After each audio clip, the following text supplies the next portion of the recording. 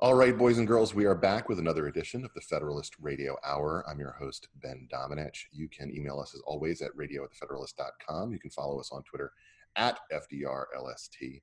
I am happy to be joined today by Avik Roy. He's the head of FreeOp, a think tank that you can find out more about at freeop.org. Thanks so much for taking the time to join us today, Avik. Hey, Ben, how's it going? Things are going pretty well for us. But for the country, not so much. 2020 has been... Google still advertising with Federalists? Yes, amazingly, we have we still have escaped the demonetization chain, though we'll see how long that lasts, given the way things are going. You have been doing work, obviously, that we've talked about before on at FreeOp on the effort to reopen schools, which is so important. Mm-hmm. To so many Americans. I'm really frustrated by this issue. And I think you could probably guess why. To me, it seems that you have been kind of ahead of the curve, along with Lanhee Chen and a couple of other folks who have done work with you at FreeOp, on arguing that we really need to start adjusting our expectations for what things are going to look like. I think you've been proven right in looking back at your piece in the Wall Street Journal several months back, and a number of predictions that you've had about the way things were going to go. Perhaps we're a little ahead of the curve on those things, and we can get into that. But how do you see the state of this debate about reopening, and particularly about the essential nature of schooling reopening as being a part of that process? Well, it's been obviously tragic for the kids and the parents who are stuck in this difficult situation, and it's played out in ways that were both predictable and in certain ways is surprising. I'd say predictable that as you hinted at in your comment there, we were saying in March and April that this idea that the lockdown was going to be 2 weeks was ridiculous. That what was being contemplated by the people who are saying, oh, don't worry, we're going to have a cure for COVID in a couple of weeks, or we're going to have a vaccine for COVID in a couple of months, that those expectations, which are still being shopped, by the way, people are still saying stuff like that. Fauci is saying stuff like that. And I think that's profoundly irresponsible. I'll just put that right out front. Yeah. That's led to this situation where here we are. It's now, we're recording this in late July. If schools are going to get started, the planning really needs to be very close to done by now. And you have, I think the surprising part, because the schools have known this, right? The schools have known that, okay, if you want to reopen by August or September, you've got to have a plan in place now. And that part, at least, the core elements of what we described in April in terms of, okay, guys, look, we know that children are at very low risk of dying from COVID-19 or serious illness from COVID-19. We also have a lot of indication that kids are not vectors of transmission of the virus to adults, which is very important because I think intuitively a lot of parents assume that, well, I'm always getting sick because of the bugs my kids are bringing home from school, so I'm terrified of that. And I think what's important to understand scientifically about COVID is that it doesn't work like that. And so particularly for younger children under the age of 10 or so, in particular, the risk of getting infected because your kids are in school as an adult or as a teacher or as a parent is low. So all those things are as true today, if not more so, because there's more and more evidence that's piled up than when we first wrote that in April. But what's different now is that the public sector unions have come in and basically said, it's like in the case of LA, we're not going to reopen the schools unless you defund the police. It's like, what does that have to do with opening the schools? And you have the situation now where, Montgomery County in your neck of the woods has basically said, we're going to go virtual until January 24th. Another thing that's happening is, that's been interesting, is that the public sector unions recognize that the private sector, the private schools obviously aren't run by the teachers unions. So they can reopen if they want to, and they have a powerful economic incentive to do so, because they're not going to get the tuition dollars if they don't reopen. So they've been much more motivated to actually figure these things out. Okay, how do we set up a school? How do we do the deep cleaning? How do we teach people to wash their hands? And they've been executing on that by and large, the private schools have been. And so what you're now seeing, and this is happening in Travis County in Austin, where I am, you're seeing the public health authorities that are tied to the public sector unions try to say, we're going to shut down not just the public schools, but the private schools, because we don't want the public sector unions to look bad if the private schools actually reopen and do just fine. So that's the state of play right now, as we've dropped this now very lengthy and comprehensive report that came out last week on reopening schools, which we can get into. Yeah, I want to talk about that report. Before I do, I just wanted to ask, when you see this dynamic playing out in the media, there's this thing that happens, and it's happened to me a couple of times, where I've been on air and a host has said, well, everyone knows that everyone's in favor of reopening schools. Well, kind of. maybe in a generalized sense, but at least at this moment, it feels like, no, actually, there are a lot of people who are not in favor of reopening schools, who are, participating in what I frankly believe to be irresponsible scaremongering about that is not based in what we've learned about the transmission of this virus, and that, frankly, ignores the experience around the world that we can look to of places where schools remained open or reopened after a period of closure, things that should be encouraging. Why is it that America's political dynamic about this is something that so many folks are kind of glossing over in this moment? Well, boy, there's a lot of directions we could take that question, but I would say this. Let me start with the positive. The positive is that there have been the discussion about school reopening, in terms of the debate about school reopening, has been less partisan than, in a sense, I would have expected, given all the other things about COVID that have turned partisan. So, for example, the Washington Post ran an editorial, an unsigned editorial, saying they support reopening schools. Zeke Emanuel was on one of the Sunday shows saying, let's reopen schools. I think it was Face the Nation. There were four professors at the Harvard School of Public Health, a fairly left-wing oriented place, that said, I don't care what Trump thinks, reopen the schools. Here's all the other, they had like 20 links in their Boston Globe op-ed about why we should reopen schools. So I've been encouraged by that there are plenty of people left of center and very credentialed left of center people saying, hey, we got to reopen schools. But having said that, when it comes to the Democratic politicians who are much more tied into what the teachers unions want, it's gone the other way. And I think that has been, in retrospect, it's not surprising, but I think it's not something that I was thinking about in, April or May. Yeah, I think that's the part of this and you've made a very good, I think, distinction here. The public health experts who pay attention to the data and do not have that political tie to the power of public sector teachers unions are much more able to express the frankly an accurate perspective on what's going on here in my view. And so when you start hearing some of these points being said about can the White House guarantee that no one will become sick because of reopening schools? I mean, it sets up an impossible standard. It's the equivalent of the defund the police standard. And that to me is always a signal that someone is not really engaging with the science on this. Yeah, and one thing we make a point of in our white paper at freeop.org on school reopening is you have to have realistic expectations about the fact that there will be cases. Let's not have a mass media freak out when somebody tests positive for COVID-19 at a school, because people are testing positive for COVID-19 all over the country. Yeah. Teachers are going to test positive too, just because they live and work on the same planet that the rest of us do.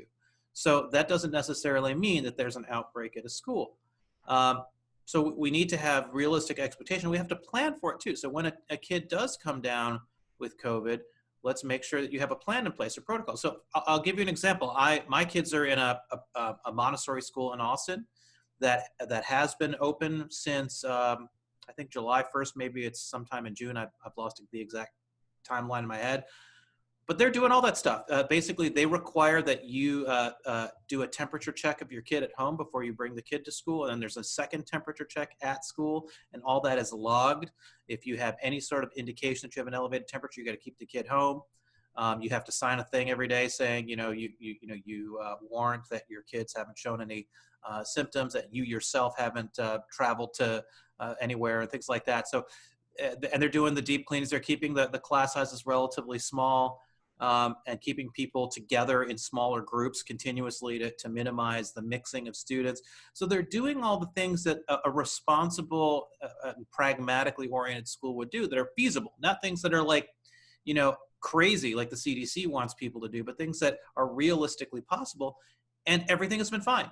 Mm-hmm. There have been no problems. And all that to say that there is a way to reopen schools. And by the way, let's not lose sight of the fact that if we don't reopen schools, the harms to children and their parents are extremely high, particularly young children. Young children that are, say, under the age of 4, under the age of 6, their brains are still growing and developing, much more so than older children. That's still true of older children, but it's especially true of younger children. And those weeks and months, let alone years that they're being kept out of school, incredibly destructive. And we're creating people are talking so much about disparities these days. We're manufacturing disparities because the upper middle class families that we all know, they're going to be fine. They're going to hire those public school teachers to be private tutors for their kids. We're already seeing, there was a big article in the New York Times about that yesterday.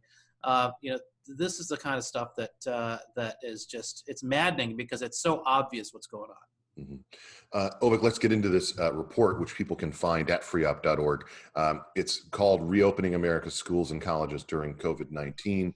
You co-authored it along with Lonnie Chen, with Dan Lips, Preston Cooper, and Bob Kocher. Tell me a little bit about what went into this report, which follows along is kind of a series of things that you've been doing, making a consistent and now more robust argument in favor of what you think needs to happen.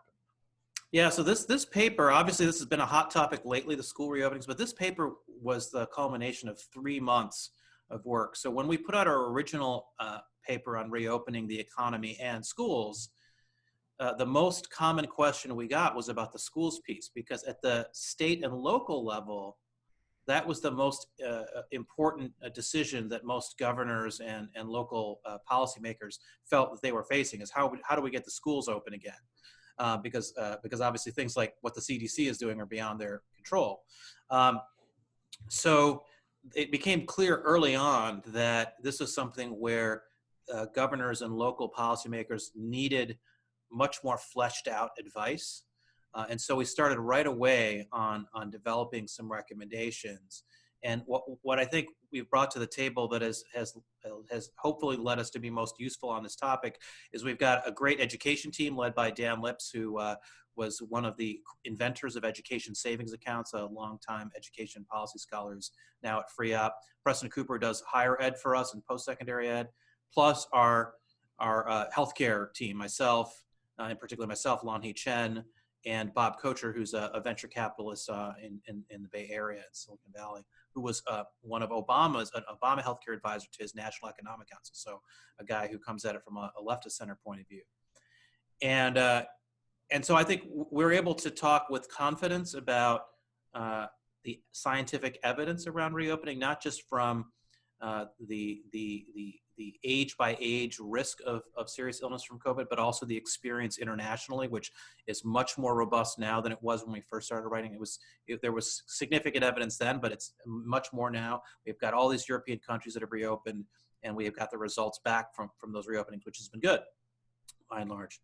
And then the education piece, which is really important, because basically I think the way you can break down the article or the paper is, the elevator pitch is, look, children are at very low risk of dying from COVID, and they're also very low risk of transmitting the virus to adults. So for the vast majority of children, it's safe to reopen schools, particularly, again, for the youngest children. Full stop. But then the question becomes, for the ones who shouldn't go back to school, either because they live with at-risk parents or grandparents, or they themselves have an immune condition, say, or there's some other health risk that they're dealing with, or maybe it's just there's been a massive spike in their community that one has to be mindful of. So for all those asterisks or caveat type situations, what do you do? How do you help kindergartners get an education if they can't go to a traditional school? How do you help college students do the same thing? Vocational students, right? So from that full range from pre-K all the way to post-secondary ed for the people who cannot go to school, go to a traditional school. What do you do for them? And I'd say 90% of the paper, in a sense, is dealing with that. What are all the ways that we can use both innovative technologies and innovative policies to address those gaps or those populations that are more vulnerable? I think that people should look at this not just for the written work of the paper, but also because you have some very good graphical representations of not just the shares of fatalities by age bracket, the risk of death involved, but also just the sheer numbers and an incredible impact that you're talking about when it comes to the number of children who are affected by these situations. I think basically people know that there's 36 million public school students in elementary and middle school here in the country, and then there's another 3 million or so who are in the private side of things. I realize that the differences between where politicians send their kids and where media figures send their kids are items of note. But here it really does seem to be a situation where everybody talking about this issue who is on TV or in the public eye, their kids go to private schools. They're not affected by this. They don't have to deal with the downsides of not being able to work in a normal way, not having that presence of childcare, or on the lower level, the presence of school lunches, and of course obviously all the other health effects that are impacted by the presence of kids going to public school regularly. I've been frustrated by the fact that people act as if there is no downside, health-wise, educationally, or otherwise, for public school kids staying home. That basically, oh, well, this is the way things are. It's going to be fine. It doesn't matter if we kick the can on this and have online until January 24th, as you said about Montgomery County, acting as if there's no downside. You mentioned it for the 6 years old and under. What do we know about the health impacts for kids of taking this kind of decision to move entirely away from the classrooms for millions upon millions of public school children? Yeah, so a lot to unpack there. 3 points I'll make. First is that we have a good interactive chart in the paper, as you say. 80 million Americans are in school of some form or another, between going from pre-K all the way up to college and vocational and community college. 80 million people, which is about 1/4 of the population, more than 1/4 of the population, say 30% of the population. That's an enormous sum of people. And do you know how many people, Ben, have died from COVID-19 who were under the age of 25 in the United States? How many? 1,032 in the entire country. Mm-hmm. And 80 million people have been affected by school closures as a result of the deaths. And of course, let's add in the serious illness. But the point is, we're talking about several thousand people mm-hmm. who've been seriously affected in terms of their health from COVID-19 in that age group, relative to the number of people who are being affected by school closures. So that is the proportion of the response, the policy response, in a sense, relative to the scale of the problem in that age bracket. And look, there are lots of things we can talk about in terms of, yes, you still want to minimize the spread of the virus in young people because they interact with old people, et cetera. But the point is, when it comes to what we're doing to school-aged individuals in America and the number of people who are affected, it's massive. And that doesn't even count the parents, the moms who can't go to work because their kids are at home. So it's an incredibly destructive policy. And then, you asked about the health piece. It's interesting, for the last 5 years or so, or even longer, we've had this one of the most trendy things that people talk about in healthcare walk circles, particularly left of center healthcare walk circles, is social determinants of health. I'm sure you've heard this phrase, Ben. Absolutely. And statistically, the number one social outcome that is correlated to positive health outcomes is educational attainment. educational attainment is the #1 correlator to your health outcomes, meaning if you graduate from high school, if you graduate from college, your health outcomes are much better than someone who didn't, irrespective of your actual income or socioeconomic background. So that's the irony of this, is that the thing that has the sociological factor that has the biggest impact on health outcomes is educational attainment. And that's the thing that we're destroying, or at least severely damaging with this set of policies. And then the final point I'll make is, we've been talking a lot about white privilege lately. I wish we would talk more about the privilege of the knowledge worker, which doesn't just come from the ability to say work at home when COVID is raging through your city or whatever. But it's things like the fact that the entire media ecosystem, for example, is geared towards the interests, proclivities, and temperament of the knowledge worker class.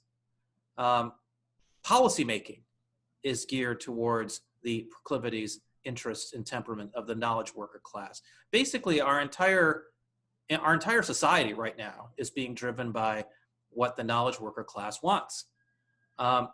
And those of us who are in the knowledge worker class, like you and I are, let's be frank about that, need to be very aware of that and mindful of that, much more so than as a group we are doing.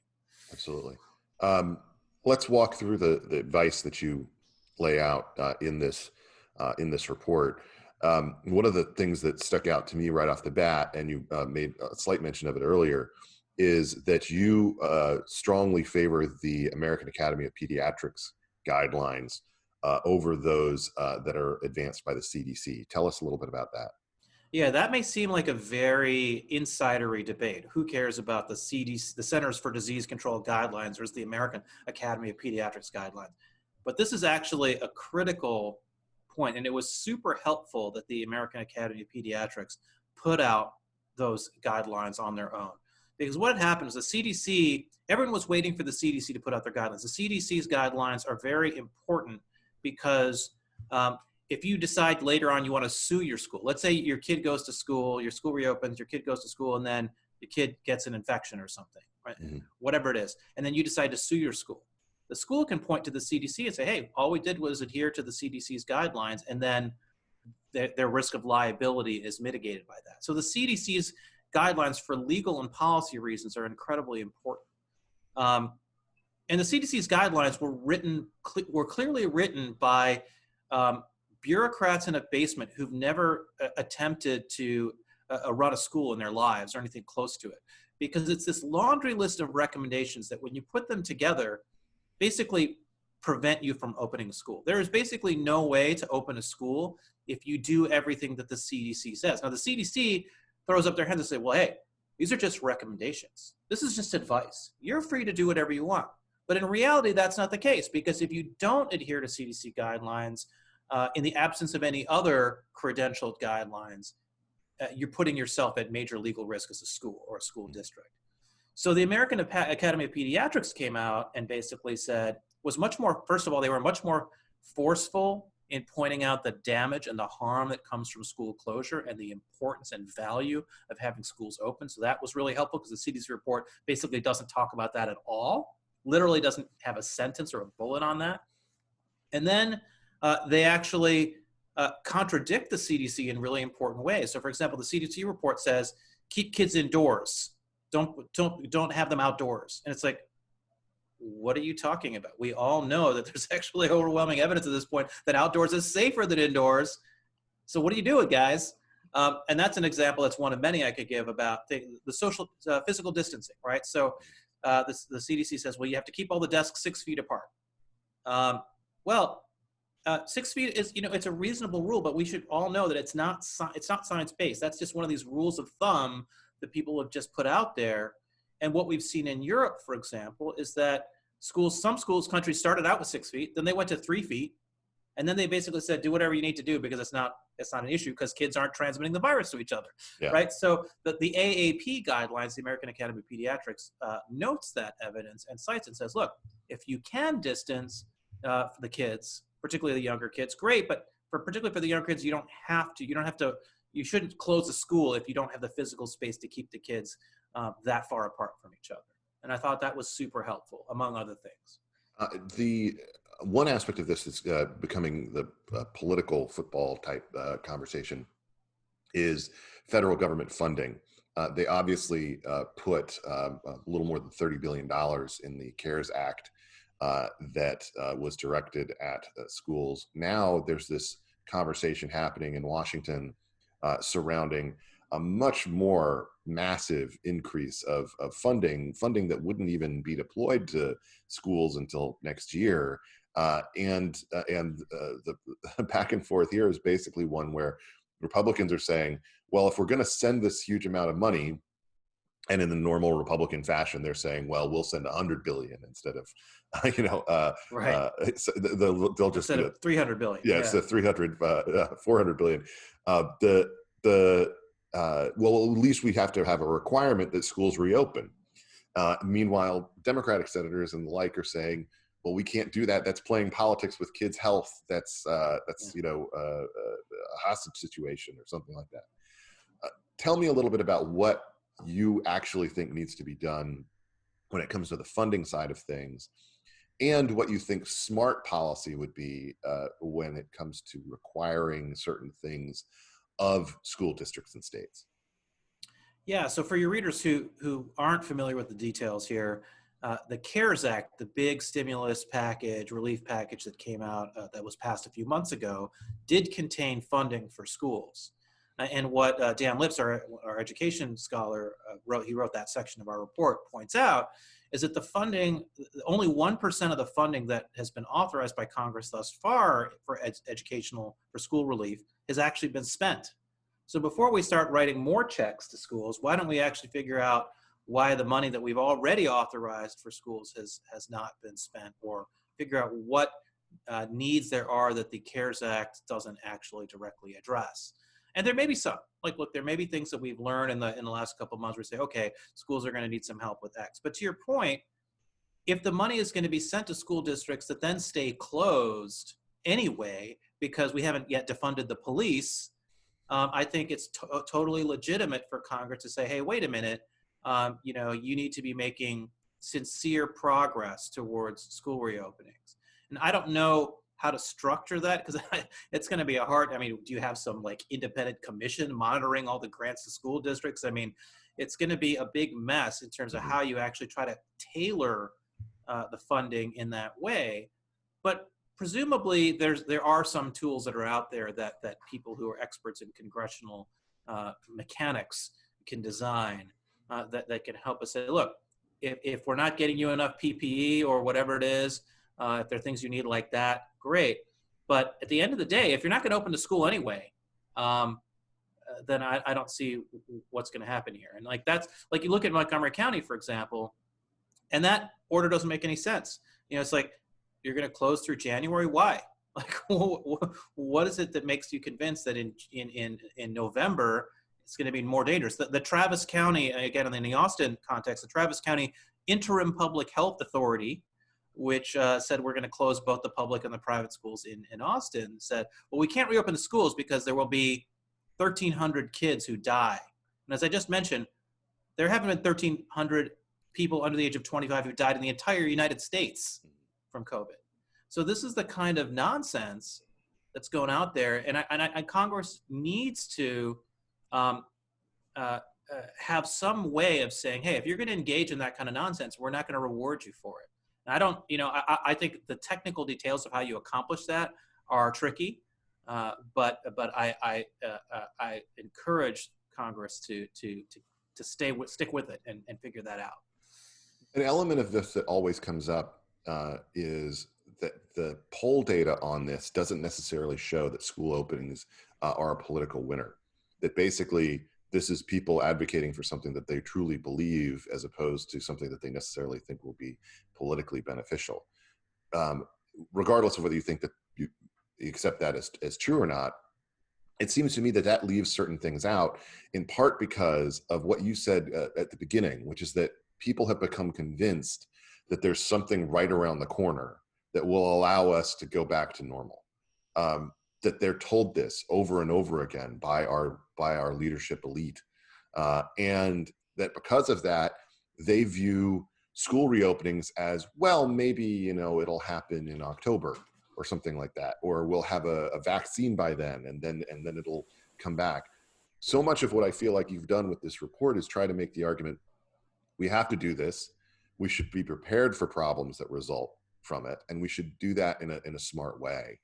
How can that conversation shift to one that's more accurate and more aligned with, I think, the argument that you're making here, than the one that we see playing out in our media every day, where the alternative is basically, well, we should stay closed for another month or two, or in worst case scenario through the fall, but don't worry, everything's going to get back to normal after that. A great question, and you know, we have to understand, first of all, that there are a lot of parents out there who are worried, who do worry that, well, again, if you think about the average parent's experience sending young children to school, where they get all the bugs from the other kids and they come home and they get the parents sick, people have that intuitive sense that, well, wait a minute, if there's this virus going around, we're all going to get it. And so that's where the science really comes into play. And the other piece of it is, obviously, the media has reveled in describing COVID in apocalyptic terms, even when the data is somewhat encouraging. And that has terrorized people. So I think what you're seeing in polls and public sentiment around school reopenings is driven by the fact that people are inundated with sky is falling commentary and articles from every media organ that they encounter. And so that can't be solved in the sense of, you're not going to have a new media anytime soon, or a new media ecosystem anytime soon. But what I think you will see, one analogy I'd make is to the adoption of new technology, right? With any new technology, like an iPhone, there are early adopters, and then people see all their smart friends with the iPhones, and then they get them themselves, and then all of a sudden you've got the late adopters who still got their old flip phones from the early 2000s, and they eventually roll over and get the iPhone 2 or the Android version. So similarly here, you have a lot of skepticism in public opinion polls, but as the private schools reopen, where they're allowed to, and the outbreaks don't happen, I think that's the kind of thing that gives people the confidence. Is, hey, there are schools that are open and there aren't any problems, so let's do that. And what's been interesting is, in theory, the European experience should have provided that for us. We should be able to look at the European experience and say, hey, schools are reopening there haven't been problems. Let's learn from that. But what you hear people saying is, well, we can't rely on the European experience because America's had such a worse pandemic than Europe has had. And that's statistically not true. So we have this other project at FreeApp called the World Index of Healthcare Innovation, where we've been comparing international healthcare systems and including the severity and performance, the disparity of the pandemic and performance of governments when it comes to the pandemic. And what it shows is that, contrary to, again, popular understanding driven by the media, most of the large European countries have done worse on COVID than the US. The UK, France, Italy, Spain all have higher mortality per million residents than the US does from COVID-19. Yet you never hear that in the US media. People have this impression that we're the worst country in the developed world on COVID. It's not true. Mm-hmm. One distinction that I think is going to be important is, and maybe this is an area where we still need more information, but is kind of who needs to be protected and how. For me, the possibility of trying to reopen with very young kids being required to wear masks is virtually impossible, but also doesn't seem to really have that much of a benefit in terms of the experience thus far. Who should wear masks and who shouldn't? And I realize that this is a fraught question because of how much the guidance on this has changed. Yeah, no, I mean, I would say the evidence we have now, and again, learning from the experience in Europe, but also the overall evidence, is that young children don't need to wear masks. Mm-hmm. But older children, there may be a benefit. There's likely a benefit from wearing masks. So, for example, high school students probably should wear masks. Even middle school students probably should wear masks. Preschoolers and elementary schoolers, not as necessary. And in between, it's a bit of a blurry line. We don't know exactly, and I think that's more of a judgment call. But that general sort of curve is that we should be more worried about transmission of COVID from older children because there is at least some evidence. There was an outbreak in a high school in Jerusalem that a lot of the apocalyptic skies falling types are talking about. And look, we should be mindful of what goes on in high schools, I think. And high school kids are a little bit more able to do it. It's not great. Obviously, you want kids to be able to see each other smiling and see each other's facial expressions. But if I have to choose between schools closing and schools opening, but high school kids wearing masks, I'll choose the latter. Mm-hmm.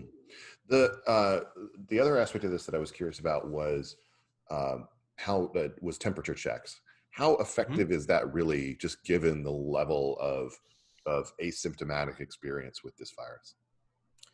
Yeah, great question, because this is a part of our report that's, I think, really important. It's part, because the report's so long, it's the kind of thing that can get lost in the shuffle. But temperature sensors are, I think, something that we need to be spending more time talking about. They've been dismissed by your classic public health PhD types because, well, didn't you know that COVID can spread asymptomatically? How stupid are you to think that temperature sensors matter? Well, there's a couple of points to make about that. First is that, as we all know, testing has limitations. And we wrote about this back in March, April, but testing has limitations. Not only the availability of testing, and by the way, the US has more tests available per capita than any other country in the developed world, any other country in the world, period, actually. So we're doing better than all the other countries on testing in terms of the availability, and still we don't have nearly enough. And also, it's not just that you can't, you can only get the test when you're symptomatic. This is the ironic thing. Yes, in theory, tests can detect asymptomatic patients, but how do you get a test? If any of your listeners have tried to get a test for COVID, you basically have to check all these boxes saying, I have symptoms, or I have diabetes, in order to actually get the test, or CVS or whoever won't let you get the test. So we're only testing symptomatic people anyway. And by the way, you have to wait 3 to 7 days to get your test results back, by which time you may have infected 20 people anyway. So the point is, this whole reliance on traditional virologic testing is not working and will not work. Contrast that to temperature sensors. What's great about temperature sensors is, one, they're available now. We could put them in every school, classroom, every workplace in America today. Second, they give you an instantaneous readout. We have one at my office building. We're recording this. For those of you who will watch on the video, you can see my office in the background. Every time I get off the elevator, there's a little iPad type device that I stick my head into, and it scans my forehead and spits out a temperature in less than a second. So you get instantaneous feedback every day. So instead of getting a test once every couple months, you're getting a test every single day. Now, again, yes, it's true, it doesn't detect asymptomatic patients, but detecting symptomatic patients matters, because think about the harried mom who says, well, my kid might be sick, but I really got to go to work today. I'm going to send my kid to school anyway, right? Or the guy like me who needs to get to work and says, I don't care. Yeah, I feel a little woozy, but I really need to get this paper done or whatever, right? So they're going to be people who go to work, who travel, who go to school, even if they have temperatures, and this does help screen that. And the final thing I'll say about the temperature piece is that temperature sensors have been very, very useful in Asia. So a lot of us have observed that Asia's done pretty well in this pandemic, and there are a bunch of reasons for that. One of the most important is that after the original coronavirus pandemic in 2003, a lot of the Pacific Rim East Asian countries installed temperature sensors in office buildings, in classrooms, at airports. And so that helped them detect early warning signs of SARS-CoV-2 in a way that the Western countries have not. So all that to say that this is an area where we really need to be doing a lot more rethinking, and it's something we could do to really improve our overall testing infrastructure. Avik, I know most of my conversation with you today has been about the public elementary K through 12, but we should talk a little bit about colleges. Tell me a little about what your report says on that front and the main challenges there. Obviously, online learning within that space and that cohort is something that had already been, going much further along and doesn't have the kind of necessarily the kind of significant defects that we see for younger kids. But it still is very infuriating, I know, for a lot of our college students and interns who float around us to be paying so much money for something that they're getting online? Yeah, a great question. I'm glad you brought that up. This is an area where our thinking evolved in a more cautious direction from when we first started writing about this in April to now. When we first started writing about it, we were like, look, college kids are not going to get seriously ill in general. They're not going to die in general. So why are we, closing colleges? I think what we've learned from the experience of 20-somethings in bars being catalysts for the spread of COVID is that college might work in the same way. And so we need to be mindful of that. And so what we've done is we've said, okay, if you look at the elite university, which aren't representative of what most post-secondary students experience is, but just to take what they're doing for a minute, what the Yales and the Stanfords are doing, and we talk about this report, is how they've tried to square the circle is they've said, look, we need to minimize the back and forth from the off-campus to the on-campus community, because that's where you start to see the real seeding. If you have a community that's got a lot of COVID, that will seed at the college, and vice versa. If the COVID starts spreading into college and people are going back and forth, that will seed the community. So let's try to have a group of people who are on campus and stay on campus, and a group of people who are off campus and stay off campus and do virtual. And I think that in general that makes sense. And the way we've adapted that to community schools and state schools and even for-profit colleges, say, look, where if you're an off-campus type of student, you may need to be more virtual unless you're going to commit to being on campus for the entire semester, the entire school year. And particularly that might be useful if you live now with vulnerable relatives. So that's the broad sense of the public health side of it. And the other thing I'd say is that when it comes to virtual schools or virtual education, online learning, it's a complete failure in younger children. Mm-hmm. You cannot teach preschoolers using computers, iPads or whatever. But in the college setting, we've already been doing that. The big trend in college education lately has been what's called the inverted classroom, where you watch the lectures online at home in your room. And then when you go to class, the class is more for in-person guidance, working through problem sets, et cetera. So that is, there already has been an evolution of online instruction and its role in the college setting. And my hope is that, let's make lemonade out of the lemons. It may be that that this process at the higher ed level or the post-secondary ed level accelerates our ability to learn as to how most effectively to do virtual learning in the higher ed setting. And the value of that over the long term is that we can blow up the higher ed cartel and find ways to maximize the utility of online learning in the college setting and reduce dramatically the cost of a college degree. Avik, let's go out on this. There's obviously a major portion of the American population that is still of the mind that this is a virus that will go away in some sense. They've been told that, as I've said, about in different ways by a lot of leading people.